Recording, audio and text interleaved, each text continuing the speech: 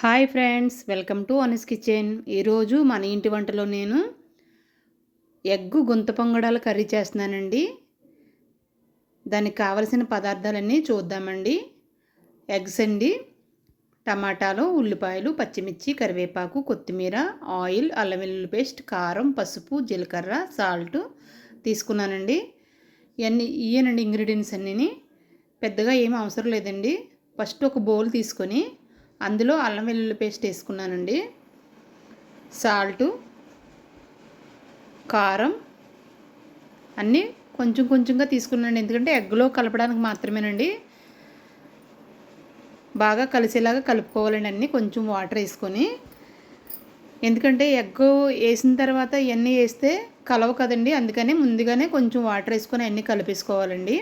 కలిపేసుకున్న తర్వాత మనం తీసుకున్న ఎగ్స్ అన్నీ కొట్టి అందులో వేయాలండి. వేసి బాగా అదేంటంటే కొంచెం బీటర్ ఉంటే బీటర్ అయినా పర్వాలేదు, లేకపోతే విస్కర్ ఉంటే విస్కర్ తోటి అయినా సరే నీట్గా కలుపుకోవాలండి. బాగా ఎగ్స్ అన్నీ శుభ్రంగా కలిసేలాగా కలుపుకోవాలి. అలా కలిస్తేనేనండి ఎగ్స్ అన్నీ కూడా ఉప్పు కారం అంతా బాగా పడుతుంది దానికి. స్టవ్ వెలిగించుకొని నేను గుంత పొంగడాల ప్యాన్ అయితే పెట్టుకుంటున్నానండి. కొద్దిగా లైట్గా ఆయిల్ కొంచెం కొంచెంగా వేసుకోవాలండి, ఎంత అవసరం లేదు. ఎందుకంటే ఎగ్ దానికి అంటుకోకుండా ఉండడానికి. అది నాన్ స్టిక్ కాబట్టి అంత గమ్మున అంటుకోదండి. అందుకని నేను కొంచెం లైట్గా వేస్తున్నాను. చిన్న గరిటె ఒకటి పెట్టుకోవాలండి. అందులో చిన్న గరిటె పెట్టుకొని కొంచెం ఎక్కువ వేస్తే మళ్ళీ బాగా పైకి పొంగిపోద్ది కదండి. కొంచెం కొంచెంగా వేసుకోవాలి. అన్నిట్లో నింపుకొని దానిపైన క్యాప్ అయితే పెట్టుకోవాలండి.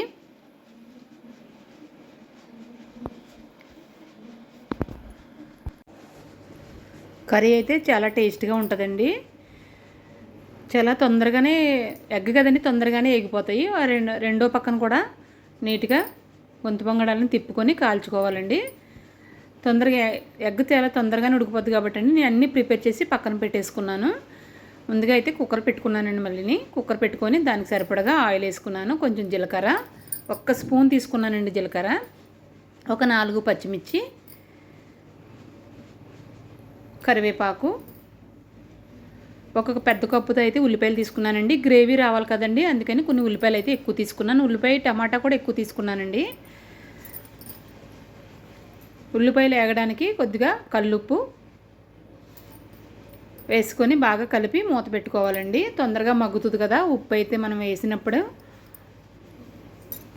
ఆల్రెడీ గుంత పొంగడాల్లో మనం కొంచెం అల్లం వెల్లుల్లి పేస్ట్ వేసాం కాదండి. ఇందులో 1 స్పూన్ అల్లం వెల్లుల్లి పేస్ట్ వేసాను. బాగా కలిపి ఒకసారి మూత పెట్టుకోవాలండి. మూత పెడితే బాగా మగ్గుతుంది కదండి. టమాటాలు వేసుకున్నానండి. టమాటాలు కూడా వేసుకొని బాగా కలపాలి.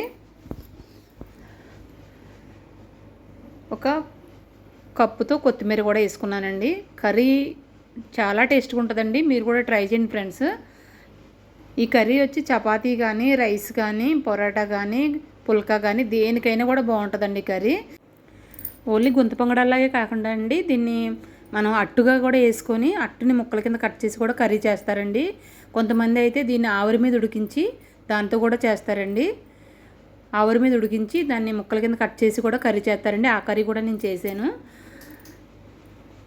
ఉల్లిపాయ టమాటా అయితే బాగా మెత్తగా ఉడికిపోవాలండి. ఒక 5-6 విజిల్లోనే వేయించాలి. చాలా పేస్ట్ కింద ఉడికిపోవాలండి. నేను ఏం చేస్తున్నానంటే గుంత పొంగడాలు ఎక్కువ ఉన్నాయి కాబట్టి నేను ఉల్లిపాయ టమాటా దాన్ని అయితే నేను వేరే బండిలోకి షిఫ్ట్ చేశానండి. అందులో కొంచెం నీళ్ళు కూడా వేసి బాగా ఉడకనివ్వాలండి. మనం ముందుగానే రెడీ చేసి పెట్టుకున్న గుంత పొంగడాల్ని అందులో వేసుకోవాలండి. ఉల్లిపాయ టమాటా, మనం అల్లం వెల్లుల్లి పేస్ట్, ఉప్పు, కారం అంతా కూడా ఇప్పుడైతే వీటికి బాగా పడుతుందండి. బాగా పట్టి టేస్ట్ బాగుంటుంది. ఎందుకంటే ఎగ్ అనేది వాటర్ని అబ్జర్వ్ చేసుకుంటుంది కాబట్టి కొంచెం మనం ఎక్కువగానే వేసుకోవాలండి. గ్రేవీ ఎక్కువగానే పెట్టుకోవాలి. లేకపోతే పొంగడాలకి అసలు ఏమీ పట్టదండి. కర్రీ చూడండి ఎంత బాగా వచ్చిందో మన కర్రీ. ఇప్పుడు దీంట్లో మనం కొత్తిమీర కూడా వేసుకుందామండి. నేనైతే రైస్ కూడా రెడీ చేసుకున్నానండి.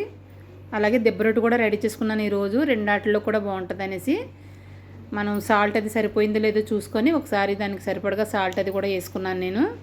చూడండి మన కర్రీ టెక్స్చర్ అయితే చాలా బాగుందండి.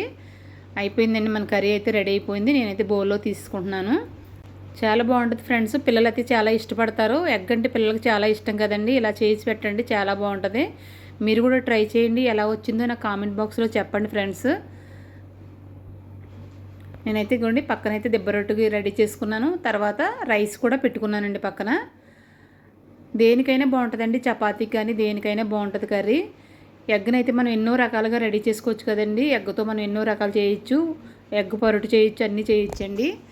మా వీడియో కనుక మీకు నచ్చినట్లయితే లైక్ చేయండి, షేర్ చేయండి. మరిన్ని వీడియోస్ కోసం మా ఛానల్ని సబ్స్క్రైబ్ చేసుకోండి ఫ్రెండ్స్. Bye friends.